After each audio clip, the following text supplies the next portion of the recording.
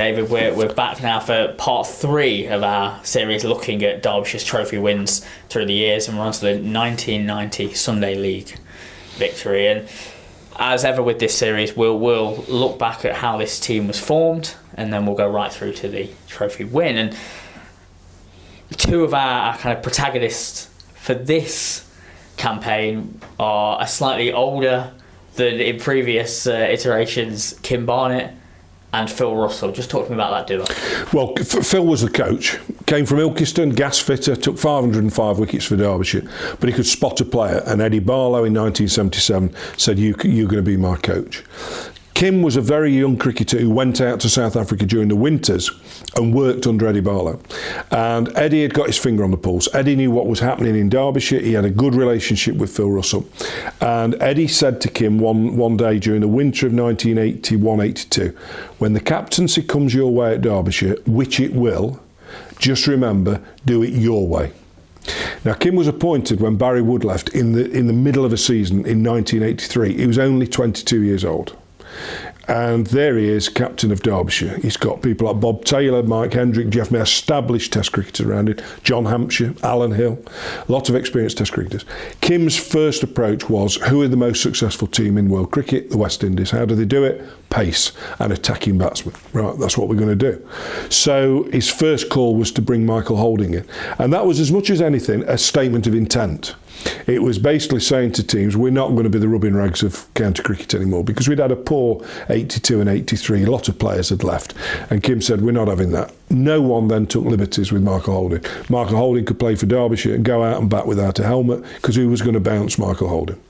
And it was quite fun, really, having Michael on board. We saw some wonderful performances. Didn't win a trophy with us. We got to the 88 Benson's final, but lost that with Michael in the team.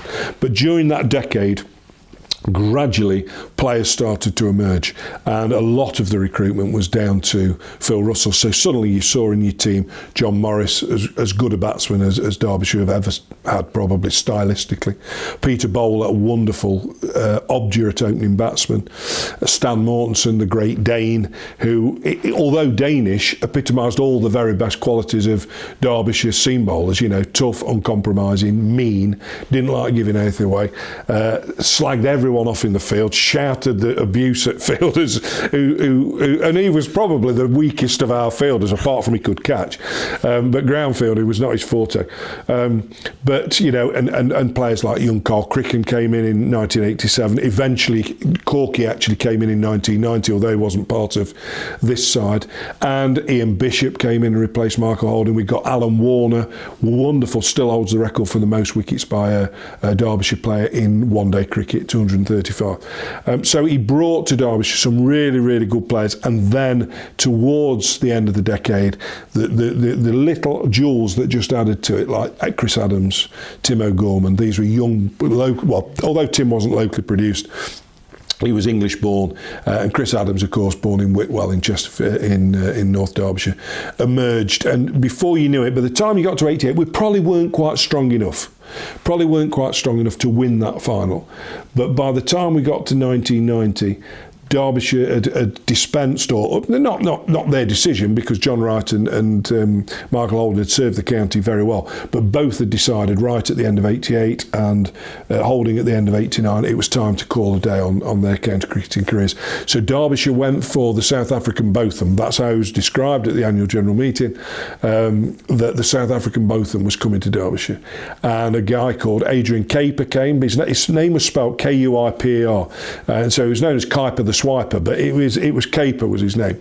So Derbyshire now had a top 5 of Barnett, Bowler, Morris, Adams and Adrian Kuiper. And then down at the bottom, of course, Devon Malcolm, who hitherto I've forgot to mention, proper match-winning pace bowler. Stan Mortensen, unbelievably accurate. Alan Warner, Jack Warner. Suddenly you'd got a side that would look like it could win a trophy. Simon Bass came in, we recruited him from Glamorgan.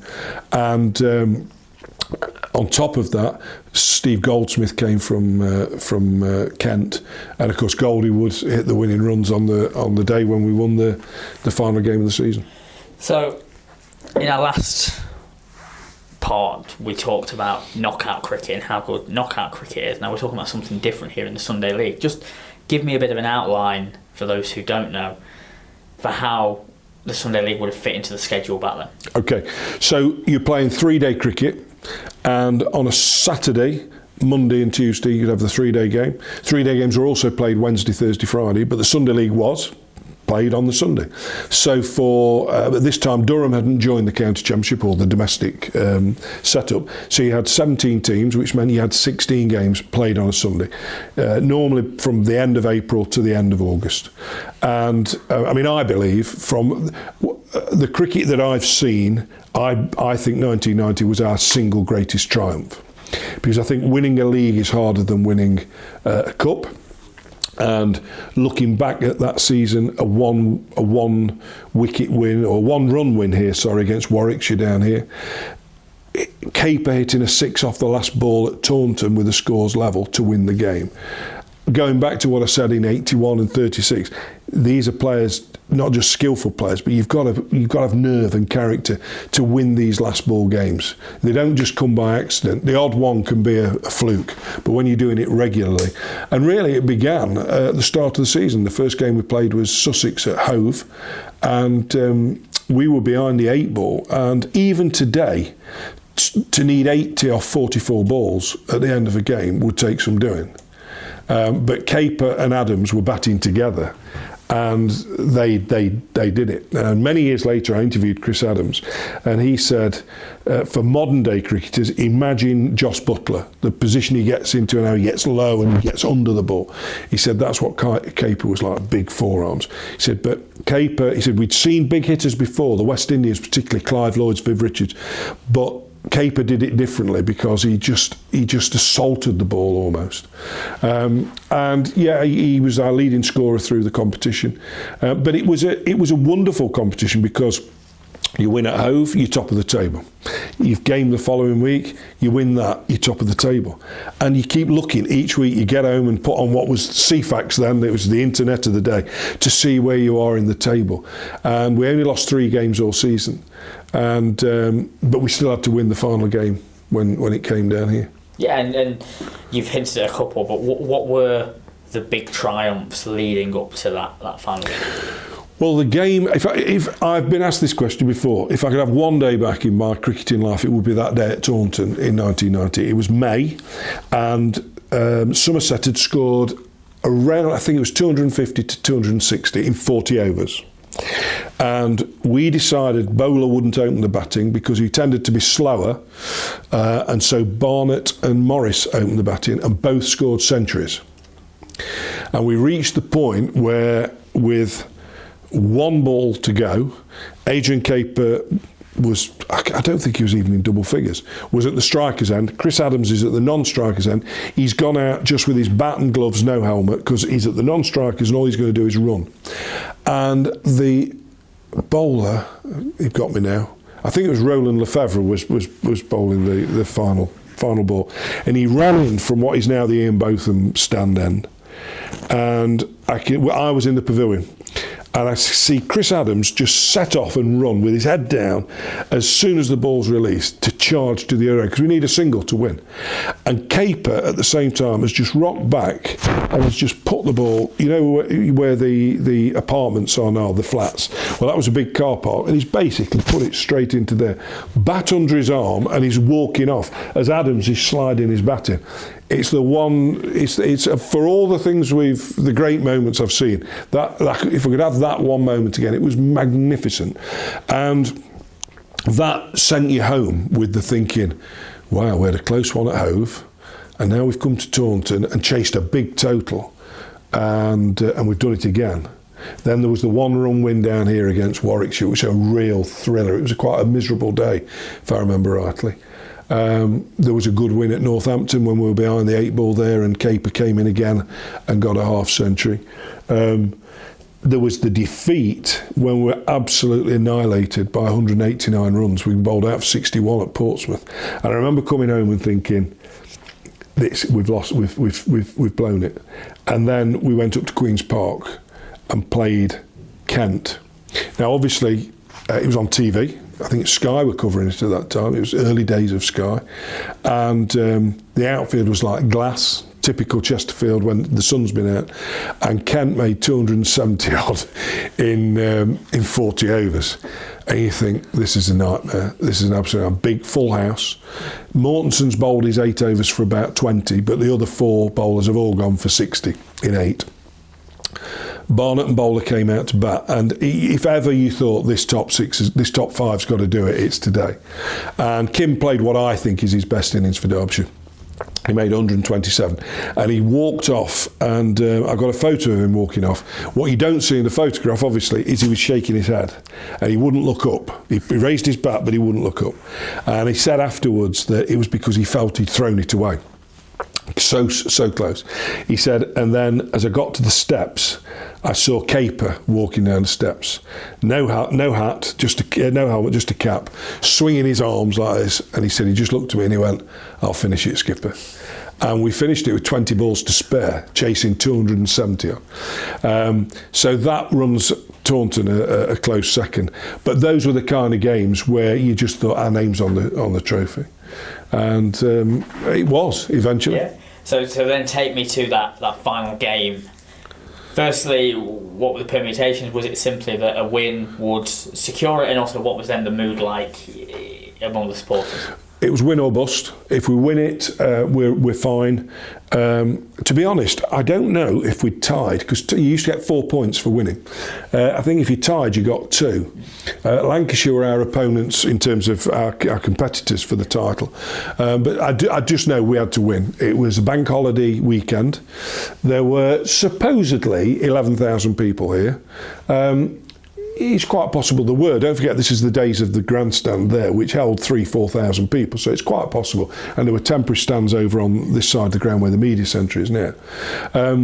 We came into the ground at 9 a.m. for a 2 o'clock start and put our own chairs on the grandstand terrace, right at the front now, where that far end of the grandstand. The crowd built up bit by bit. We were playing Essex, who couldn't win the Sunday League, so it was basically down to us to do it. We didn't field or bowl quite too badly. It was I think we're chasing just over 200, so it wasn't a total that was that difficult. But you've got to remember, this was probably, along with Grace Road, the biggest ground in the country at the time. We were playing east to west rather than north south as we play now. So the boundaries to the side were 90-yard boundaries. A huge boundary. It was on TV, so you're right in the middle. So we've got very, very big boundaries. But I don't recall there ever being any real massive pressure. The general feeling was we've kind of got this. And yeah, we went to the final over, but again, it never felt like we were in any great trouble. And I just remember Chris Adams was batting at the far end, which is towards where the scoreboards are now, that way. And Steve Goldsmith was at the grandstand then, and the ball was bowled, and he just sort of chipped it over mid-wicket sort of region. And the next thing you know is just everybody descended on the outfield. They were grabbing the kit, grabbing the bats, they were putting them on the shoulders. And my recollection of that end is just going to the pavilion and it just being chaos, mayhem. Tony Gregg was on the pavilion balcony because he was doing the interviews. And Kim got the trophy and he showed it to us all and everything. And I just remember standing there at one point, and although I was surrounded by thousands of people, I just thought, I just want to soak this in. I just want to, because we've won at home. Don't forget, in '36 we won the title on the road. We won at Lord's, but this was won at Derby. And I thought, I just want to savour this moment forever.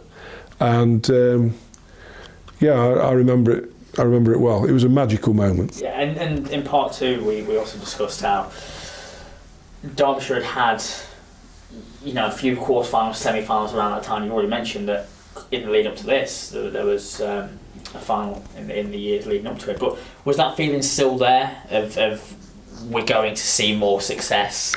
Absolutely. I mean, the one thing that I know, having spoken to former players and as someone who watched throughout this period, my feeling is we should have won more. Because we were in quarterfinals, we were in the top echelons of the county championship. The following year we finished third in the championship. The year after that we finished fifth. 3 years later we finished second. So we had a good competitive side in the county championship, and more competitive than it had been in terms of position since the 30s. And yes, getting to quarterfinals, semi-finals and what have you were the norm. And we had such a good side. But again, go back to that team I've talked about, Barnett and Malcolm and Morris and Adams. These were all players that played Test cricket or went on to play Test cricket. Caper as well.